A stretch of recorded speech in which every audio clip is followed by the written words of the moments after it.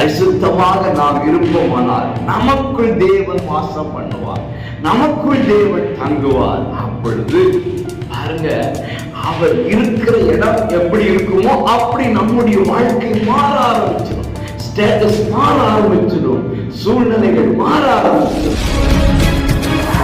ஆவிக்குரிய அன்பு உறவுகளே, இயேசுவின் நாமத்திலே உங்களை மனதார வாழ்த்துகிறேன். ஏசப்பா உங்களை ஆசீர்வதிப்பாராக.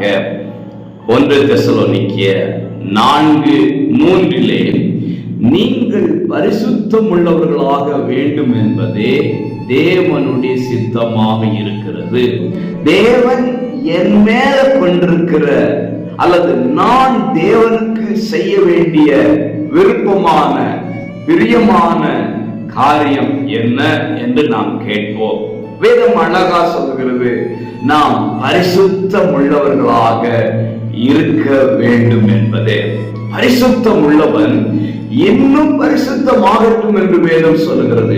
அப்படியானால் நாம் கொண்டிருக்கிற பரிசுத்தம் போதாது என்று அர்த்தம். பரிசுத்தம் உள்ளவர்களாக வாழ்வதற்கு தீர்மானிக்க வேண்டும். அவர் பரிசுத்த தேவன், அவர் வாசம் பண்ணுகிற ஸ்தலம் பரிசுத்த ஸ்தலம்.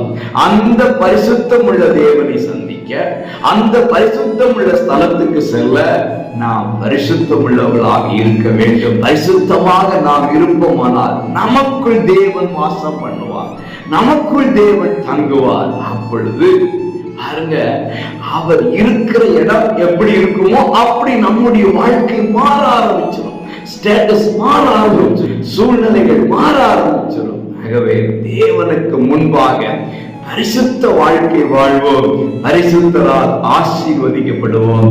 God bless you.